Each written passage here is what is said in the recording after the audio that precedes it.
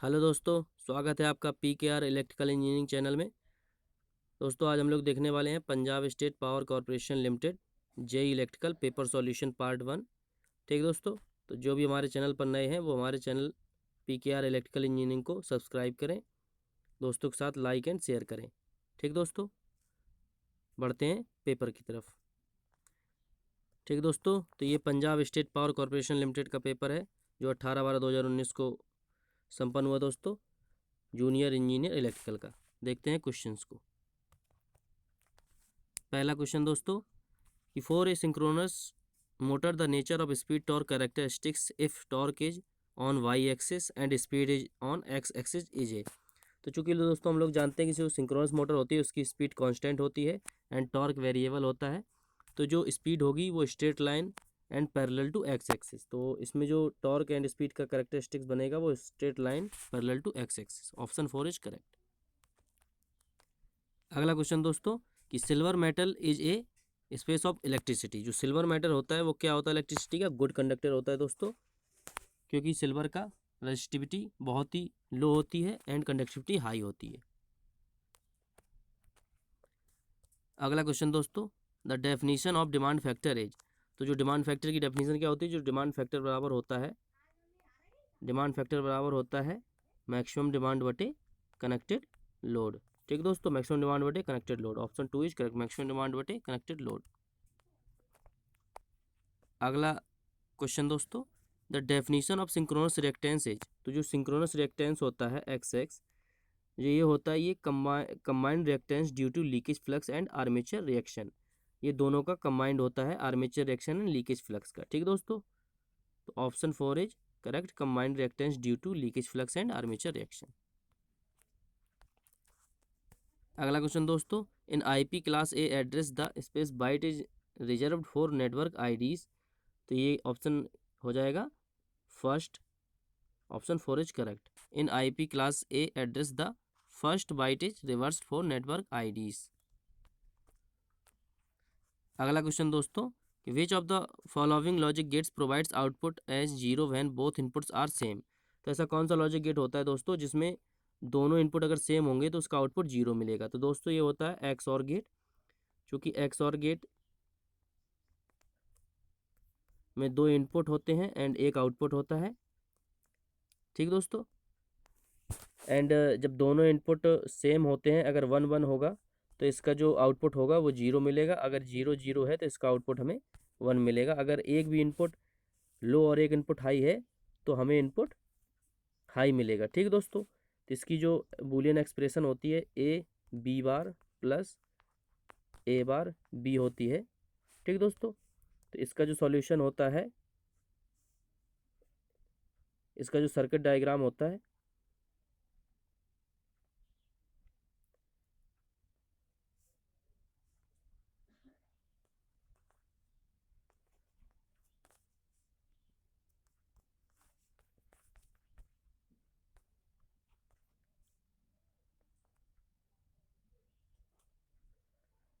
ठीक दोस्तों, कुछ इस तरह से बनता है कि जब दोनों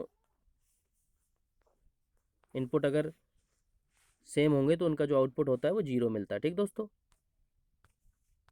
अगला क्वेश्चन दोस्तों, in a 3 phase induction motor if the air gap is increase then its. अगर 3 फेज इंडक्शन मोटर में हम लोग दोस्तों एयर गैप बढ़ाते हैं तो जो पावर फैक्टर होता है वो रिड्यूज होता चला जाता है। ठीक दोस्तों, पुअर पावर फैक्टर होता चला जाता है।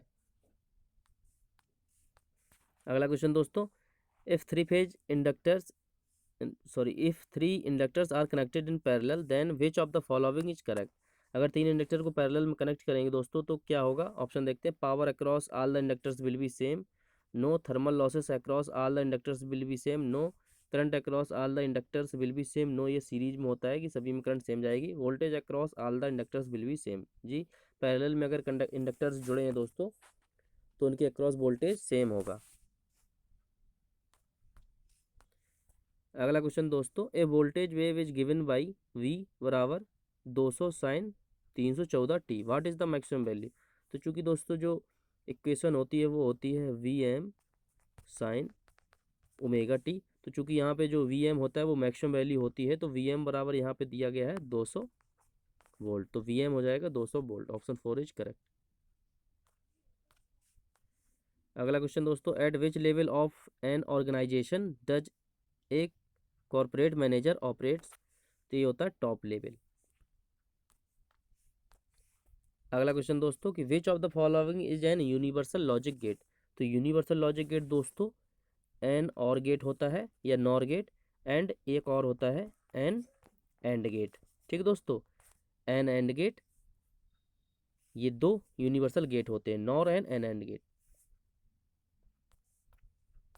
अगला क्वेश्चन दोस्तों, light energy radiate per second from a luminous body is known as? तो ल्यूमिनस बॉडी पर सेकेंड जो लाइट एनर्जी रेडिएट होती है उसे हम लोग ल्यूमिनस फ्लक्स बोलते हैं दोस्तों। ल्यूमिनस फ्लक्स का मात्रक ल्यूमेन होता है। अगला क्वेश्चन दोस्तों, a capacitor has a capacitance of 5 microfarad, what is the stored energy in the capacitor if DC voltage of 100 volt is applied across it? ठीक दोस्तों, तो चूंकि एनर्जी स्टोर बराबर होता है हाफ CV², तो हाफ सी का मान है 5 माइक्रोफैरड का मतलब 10⁻⁻6 इंटू V² का मतलब हो जाएगा 100 का स्क्वायर हो जाएगा 10⁻4। तो यहाँ से 10⁻4 से -6 में -2 बचेगा, तो क्या बचेगा दोस्तों, 2 से 5 काटेंगे 2.5, तो ये बचेगा 2.5 इंटू 10⁻²। तो इसको और हम किस तरह से लिख सकते हैं दोस्तों, इसको हम लोग लिख सकते हैं 2.5/100 जूल। तो ऑप्शन 4 इज करेक्ट। अगला क्वेश्चन दोस्तों, the Ohm's law is valid for linear circuit, linear bilateral circuit के लिए वैलिड होता है ओम्स लॉ। ठीक दोस्तों, अगला question, flat compound characteristics of a DC compound generator is obtained by connecting a? तो इसमें दोस्तों हम लोग क्या करते हैं कि एक वेरिएबल रेजिस्टेंस को सीरीज के अक्रॉस में जोड़ देते हैं फ्लैट कंपाउंड कैरेक्टरिस्टिक्स पाने के लिए डीसी कंपाउंड जनरेटर। ठीक दोस्तों, ऑप्शन 2 इज करेक्ट। अगला क्वेश्चन दोस्तों, an incoming alternators is to be synchronized with an already operating alternators, which of the following condition is not necessary to be satisfied?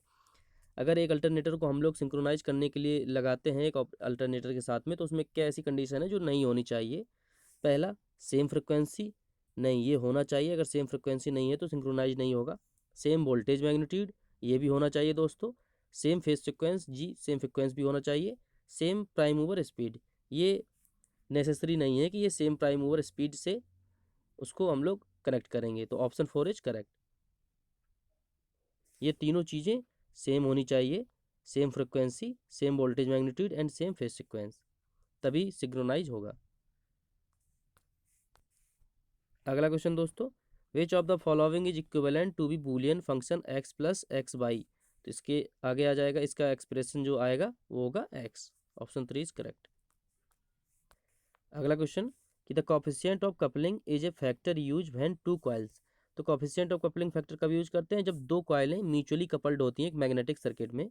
तो option 3 is correct कि are mutual coupled in a magnetic circuit, M बराबर K√L1L2। ठीक दोस्तों, ये formula होता है। अगला question दोस्तों, the symbol shown here is? तो यहाँ पे सिंबल है वो क्या रिप्रेजेंट कर रहा है दोस्तों? सबसे पहले तो ये जो दिया है तो ये तो डिपेंड, ये जो होते हैं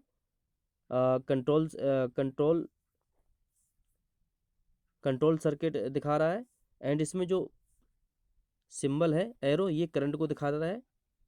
तो यहाँ पे पॉजिटिव एंड नेगेटिव, तो ये क्या हो जाएगा, वोल्टेज कंट्रोल्ड है एंड करंट सोर्स है, voltage control and current source.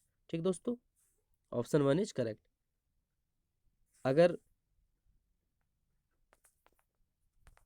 यहाँ पे V होता एंड यहाँ पे करंट अगर भेजी जाती तो ये हो जाता करंट कंट्रोल वोल्टेज सोर्स। ठीक दोस्तों, अगला क्वेश्चन दोस्तों, which of the following is an example of a sequential circuit? तो ये हो जाएगा रजिस्टर। ठीक दोस्तों, अगला question, how many inputs line are there in a full adder? तो फुल एडर में दोस्तों 3 इनपुट लाइन होती हैं। Option 4 is correct. अगला question, the capacitor in circuit oppose the sudden change of. तो जो कैपेसिटर होता है दोस्तों वो सडन चेंज करता है वोल्टेज का, अपोज करता है सडन चेंज में। एंड जो इंडक्टर होता है दोस्तों वो करंट के परिवर्तन का विरोध करता है। ठीक दोस्तों।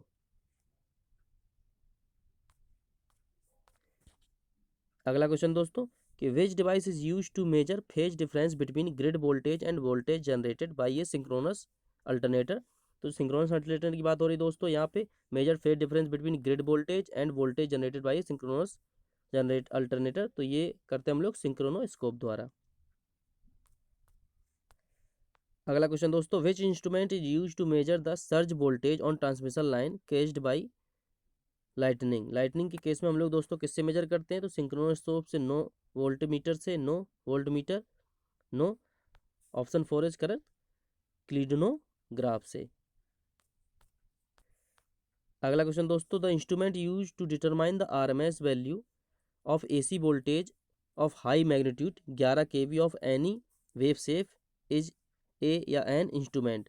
तो कौन सा इंस्ट्रूमेंट? चूंकि हाई वोल्टेज की बात कर रहा है दोस्तों, हाई मैग्नीट्यूड के लिए एसी वोल्टेज में, तो हम लोग यहाँ पे यूज करेंगे दोस्तों इलेक्ट्रोस्टैटिक्स। इंडक्शन टाइप भी इंस्ट्रूमेंट यूज होता है दोस्तों, लेकिन वो हाई मैग्नीट्यूड के लिए यूज नहीं होता और किसी भी वेव शेप के लिए यूज नहीं होता।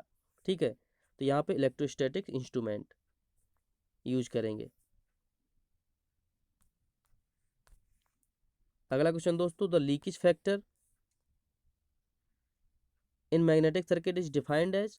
तो ये होता है टोटल फ्लक्स बटे यूजफुल फ्लक्स, ये होता है लीकेज फैक्टर। ठीक दोस्तों। तो लीकेज फैक्टर का मान हमेशा एक से अधिक ही होता है, क्योंकि जो टोटल फ्लक्स होता है उतना यूजफुल फ्लक्स नहीं होता। अगला क्वेश्चन दोस्तों कि what will be the number of cylinder in a hard disk in which each recording surface containing 8 track and each track is divided into 16 sector. तो जो नंबर ऑफ सिलेंडर्स होंगे वो होंगे 8, क्योंकि 8 ट्रैक है तो 8 नंबर ऑफ सिलेंडर हो जाएंगे हार्ड डिस्क। अगला क्वेश्चन दोस्तों, in forward regeneration mode of A 3 phase induction motor drive the value of slip S is. तो चूंकि जब रीजनरेशन मोड पे चलती है मोटर, तो इंडक्शन मोटर, वो एज अ इंडक्शन जनरेटर काम करने लगती है, तो यहाँ पे जो स्लिप होती है वो दोस्तों निगेटिव हो जाती है, चूंकि एस बराबर जो N S minus N upon N S होता है दोस्तों, तो यहाँ पे जो एन एस का एन का मान होता है वो मैक्सिमम हो जाता है। ठीक दोस्तों, तो यहाँ से जो स्लिप होती है वो निगेटिव हो जाती है। Option 1 is correct. अगला क्वेश्चन दोस्तों, 1 वाट इज इक्वल टू। तो 1 वाट इक्वल टू होता है न्यूटन मीटर पर सेकेंड। अगला question, when all the elements in the circuit carry the same current then it is called an circuit. तो जब सारे के सारे इक्विपमेंट अगर सेम करंट लेते हैं तो ऐसे सर्किट को हम लोग क्या बोलते हैं? ऐसा सर्किट होता है सीरीज सर्किट, जो सारे इक्विपमेंट सीरीज में लगे होते हैं, उसमें करंट का मान सेम जाता है। ठीक है दोस्तों। अगला question, which of the following methods is not used for DC drive. तो डीसी ड्राइव में कौन सा मेथड यूज नहीं करते हैं? आर्मेचर करंट दोस्तों यूज होता है, फील्ड करंट भी यूज होता है, थर्मल कंट्रोल ये यूज नहीं होता है दोस्तों। Option 3 is correct, armature voltage control भी मेथड डीसी ड्राइव में यूज होता है। अगला question, single phase two ground fault is an या फॉल्ट। इसको किस प्रकार का फॉल्ट कहते हैं दोस्तों? ये असिमेट्रिकल फॉल्ट होता है, अनसिमेट्रिकल फॉल्ट। एनसिमेट्रिकल फॉल्ट होता है दोस्तों L L line line line fault या line line line to ground fault. ठीक है दोस्तों। अगला क्वेश्चन दोस्तों, in source transformation of a circuit. तो जो सोर्स का ट्रांसफॉर्मेशन होता है उस सर्किट में क्या क्या बोलते हैं उसको? Voltage source in transform in current source, जी दोस्तों, या current source is transformed in voltage source. दो सोर्स ट्रांसफॉर्मेशन होते हैं, voltage to current and current to voltage. ठीक दोस्तों, तो ऑप्शन 1 इज करेक्ट। अगला क्वेश्चन दोस्तों, what will be the effect of hysteresis loss of transformer if iron core is replaced by air core. तो दोस्तों जब आयरन कोर हटा के एयर कोर कर देंगे तो वहाँ पे जो हिस्टेरेसिस लॉस हो गए वो तो जीरो हो जाएंगे, तो reduce to zero. Option 3 is correct. जब उसमें कोई कोर नहीं होगी तो वहाँ पे हिस्टेरेसिस लॉस होंगे नहीं। अगला क्वेश्चन दोस्तों कि cable impregnation means application of compound on the paper used in cable. तो दोस्तों केबल इम्प्रीग्रेशन का मतलब होता है कि इंसुलेटिंग ऑयल जो होता है कंपाउंड, उसको पेपर में यूज करके केबल केबल में लगाते हैं दोस्तों। तो option 2 is correct, insulating oil compound on paper used in cables. ठीक दोस्तों। अगला क्वेश्चन दोस्तों, the speed of operation of A diode is decided by the, तो इससे हम लोग किससे डिसाइड करते हैं, रिवर्स रिकवरी टाइम से। ठीक दोस्तों। अगला क्वेश्चन दोस्तों, which of the following is not a valid keyword in C language. ये होता है बिग, VIG। ठीक दोस्तों। ठीक दोस्तों, तो ये था हमारा part 1 paper solution Punjab state power corporation limited का दोस्तों। तो दोस्तों अगर आपको हमारा वीडियो पसंद आता है तो हमारे चैनल PKR इलेक्ट्रिकल इंजीनियरिंग को सब्सक्राइब करें, लाइक एंड शेयर करें। ठीक दोस्तों, धन्यवाद।